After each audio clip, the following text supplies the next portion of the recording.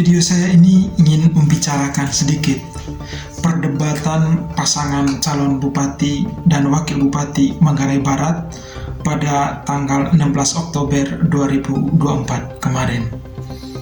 Nah, saya melihat dari perdebatan empat putra terbaik daerah, yakni Mario Richard dan Eddie Weng kemarin, ada hal yang menarik perhatian saya.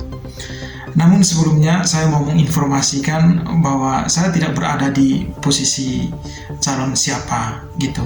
Saya hanya melihat satu argumentasi menarik yang menjadi bahan lucu-lucuan di grup media sosial Facebook seperti Mabar News dan Jurnal Mabar. Nah, di era digital sekarang banyak peristiwa remeh-temeh atau hal unik dan menarik yang dijadikan konten hiburan masyarakat.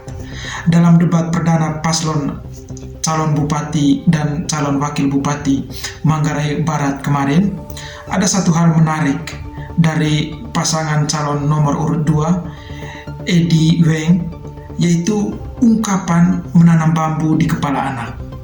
Kalimat ini disampaikan sebagai salah satu cara strategis yang akan dilakukan oleh pasangan Eddie Weng dalam menjaga lingkungan atau mengembangkan strategi pariwisata berkelanjutan di Labuan Bajo. Nah, kalimat ini kemudian dijadikan bahan lucu-lucuan dalam media sosial seperti grup Facebook, Mabar News, dan Jurnal Mabar. Nah, ungkapan ini syarat makna sebenarnya menurut saya, tetapi saya melihat banyak orang yang menertawakannya. Setelah melihat reaksi ini, entah serius atau memang sengaja untuk membangun politik humor, bagi saya ungkapan ini penting untuk diuraikan secara serius dan lebih tepatnya ya ditafsirkan secara akademik. Nah, kalau teman-teman masih ingat dalam debat Pilkada Manggarai Barat tahun 2020 kemarin, Eddie pernah mengungkapkan bahasa kiasan. Kalau tidak salah itu bawa uang dari laut ke darat. Nah, ini identik dengan bahasa kiasan menanam bambu di kepala anak. Nah, jika mengacu pada konsep ilmu komunikasi politik, debat merupakan salah satu bentuk retorika. Nah, menurut Clint Brooks dan Robert Warren, sebagaimana dikutip Farid Iskandar dari Suhandra, secara sederhana retorika itu didefinisikan sebagai seni penggunaan bahasa secara efektif. Nah, penggunaan bahasa secara efektif ini mengharuskan seseorang komunikator untuk meramu strategi penyampaian pesan serta memilih kata yang tepat pada audiens untuk memahami makna yang ingin disampaikan. Nah, Eddie bersama pasangannya lebih memilih gaya bahasa kiasan menurut saya untuk menyampaikan makna dan pesan kampanye politiknya. Bagi saya, ini merupakan sebuah kekhasan atau gaya komunikasi politik Eddie Weng. Bukan dalam debat kali ini ia menggunakan bahasa kiasan. Dalam debat 4 tahun lalu itu ia menggunakan bahasa kiasan bawa uang dari laut ke darat. Bahasa ini kemudian yang menjadi booming di media sosial. Hal yang sama dengan ungkapan menanam bambu di kepala anak. Bahasa kiasan ini menjadi strategi komunikasi politik Eddie Weng dalam menarik perhatian masyarakat. Nah, itu sih menurut saya. Nah, tentu bahasa kiasan seperti ini kita tidak bisa mengartikan atau menafsirkannya secara harfiah atau denotatif. Kita harus memahaminya secara konotatif. Bagi saya, menanam bambu di kepala anak merupakan sebuah ikhtiar futuristik dari Eddie Weng untuk membangun generasi sadar lingkungan. Ini tentu bagian dari strategi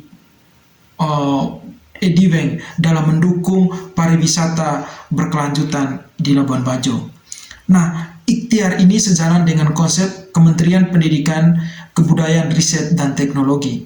Dalam surat kabar yang saya baca kemarin, itu surat kabar Rakyat Merdeka edisi 17 Oktober 2024, diwartakan bahwa Kemendikbudristek melalui Badan Standar Kurikulum dan Asesmen Pendidikan sedang menyusun panduan pendidikan perubahan iklim untuk membekali dan mendorong peran aktif para pelajar, itu dari tingkat PAUD hingga SMA.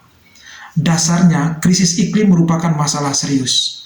Karena itu upaya penanganan perubahan iklim itu membutuhkan partisipasi setiap elemen, termasuk generasi muda.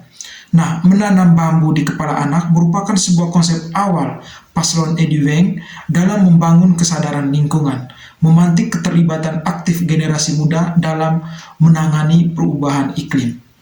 Nah, terakhir, diharapkan gagasan ini tidak hanya sebatas retorika di atas panggung debat saja, tetapi kelak jika terpilih, maka Eddie Weng mesti mewujudkan visi menanam bambu di kepala anak ini. Karena ini merupakan sebuah konsep besar, sebuah konsep futuristik yang tentu bisa memantik partisipasi dan kesadaran generasi muda dalam menjaga dan mengupayakan pembangunan yang berkelanjutan di Labuan Bajo. Kemudian juga jika terpilih ya mestinya berani menantang dan menghindar model pembangunan yang menghancurkan keutuhan ekologis. Demikian komentar saya terkait dengan satu hal yang menarik dari debat perdana pasangan calon bupati dan wakil bupati Manggarai Barat kemarin. Terima kasih.